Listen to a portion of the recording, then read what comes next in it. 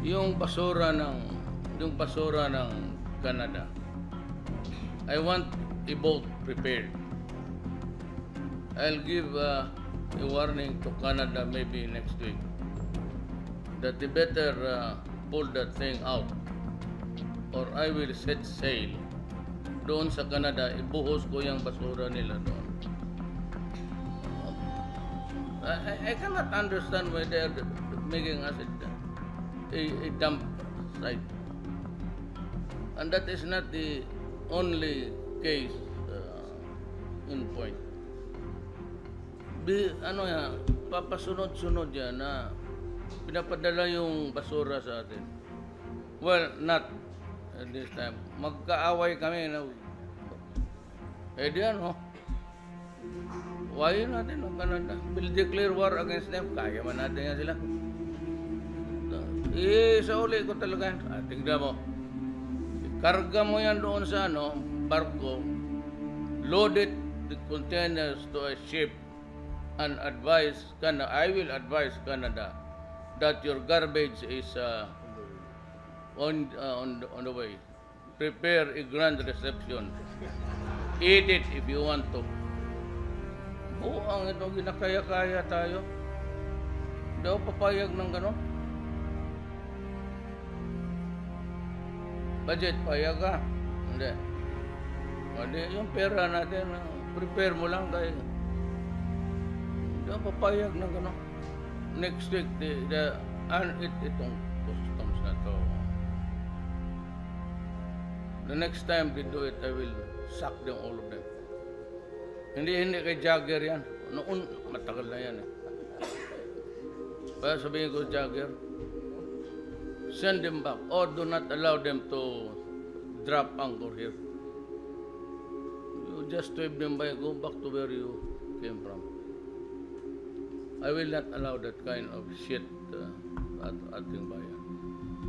Sumusobra itong mga they extend yung educational grants, but on condition that we will accept that shit under government. Kababayan. Kaya ikarga natin ulit yan, pabalik. So prepare your celebrate because your garbage is coming home.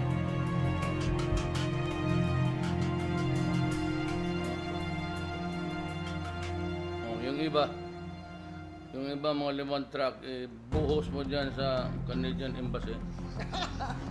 Totoo ma'am. Pabutin mo na gano'n.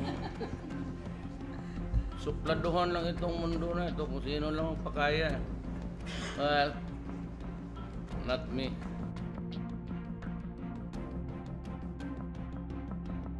Well, over in Canada, the Prime Minister, Justin Trudeau, may talk a tough game, but is he ready for a war? Yes, it could come to that. For years, Trudeau has bolstered his green credentials by taking household garbage from Canada and just shipping it to the Philippines, and then refusing to take it back when it turned out to be not recyclable. The Philippines is getting pretty annoyed by this. President Rodrigo Duterte just told Trudeau that he has 1 week to stop sending garbage to the Philippines, or it's war, literally. I'll give a warning to Canada maybe next week that they better pull that thing out or I will set sail. Canada will declare war against them. Okay, this could turn out to be a war, the Great Garbage War of 2019. How will it end up? Stephen Ledrew is a former president of the Liberal Party of Canada, and he joins us tonight. Mr. Ledrew, thanks very much for coming on. So let me just good to be with you. Make the obvious point. Justin Trudeau, woke, sensitive Justin Trudeau, is sending garbage to the Philippines. How racist is that? I don't think it's racist at all. I mean, it's out of sight, out of mind. We send garbage to Michigan all the time. We have for years and years. Yeah. Well, I don't think that's racist sent to Michigan. Obviously, somebody in the Philippines said when they were receiving it, we will take this garbage. You're going to pay us to take it, and they're doing so. Later on, they changed their mind. Just to clarify, in the United States, yes, when we don't like something, we just call it racist. It doesn't have to be actually racist, but that's just so you know how we talk now. So it's just that's racist means Tucker, I don't like it. Okay, but Tucker, we aren't worried at all about war because we live next to you.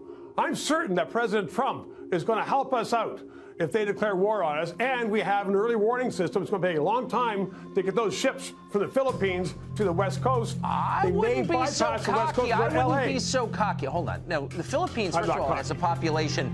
They're actually, the population of military-age men in the Philippines is equal to the entire population of Canada. Canada is 22% French. You know what percent French the Philippines is? Zero.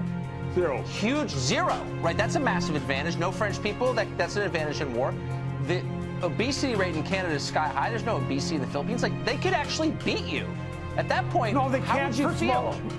We have so many Filipinos in Canada. First of all, he is not going to shoot on his own people. So that's the first thing. This is President Duterte. He executes drug dealers in the streets of Manila himself.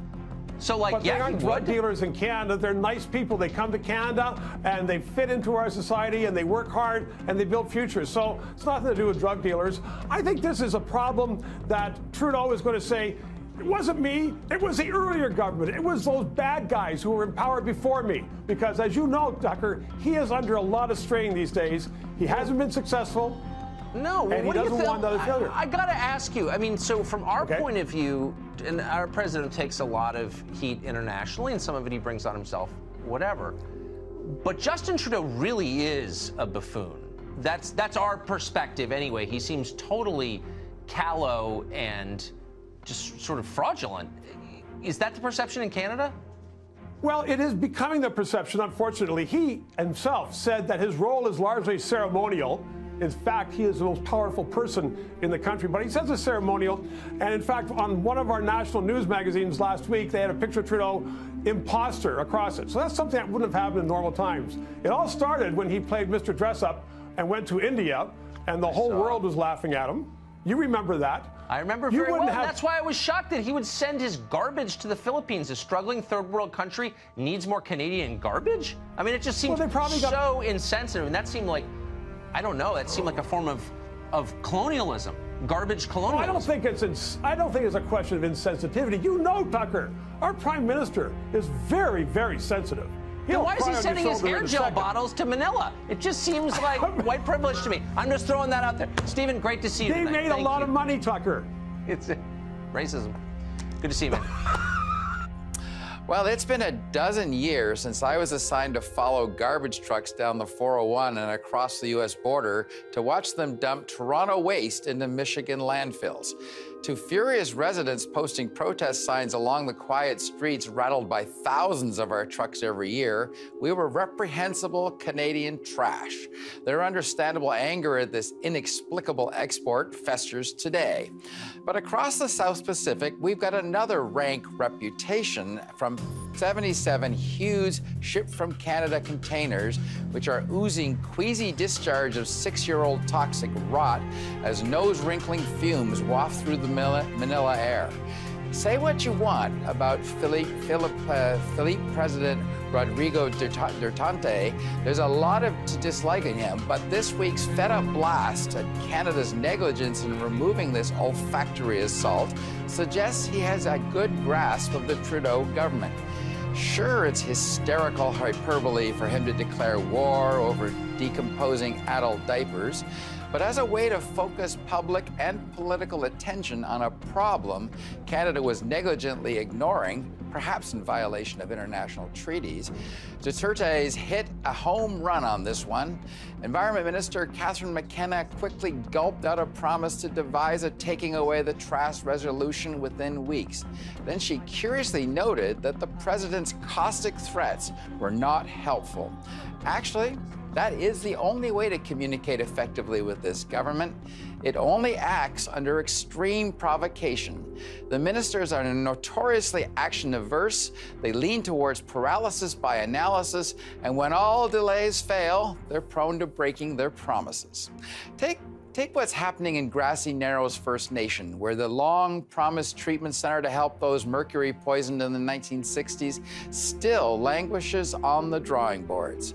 Or this week's emergency airlift of residents from the perennially flooded Kasheshawan First Nation, this despite the money being budgeted and a feasibility study completed, which would relocate them to higher ground. And those are just a couple foot-dragging examples this week.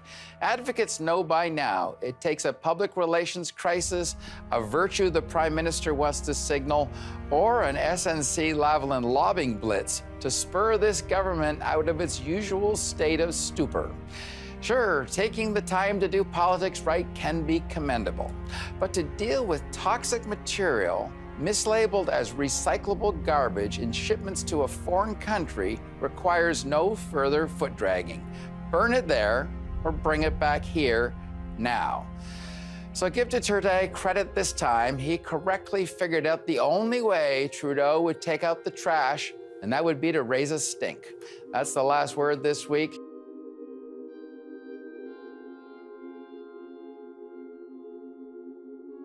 Look at our other business headlines. RCA, it's back to you in DC. All right, thank you, Michelle.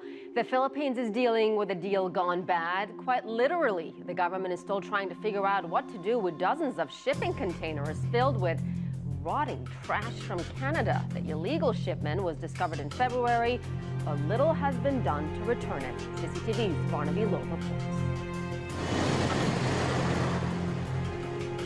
It was a drastic measure that had drastic consequences. The truck ban in Manila was meant to ease traffic, but instead, congestion at ports created backlogs in deliveries so bad there were concerns it would stall the country's economic progress.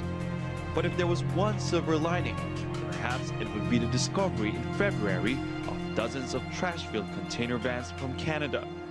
They were declared as recyclable plastic, which would have been legal, but were found to actually be a mix of plastics, papers, household waste, and used adult diapers. It's been months since Philippine customs officials discovered garbage from Canada sitting in the port of Manila.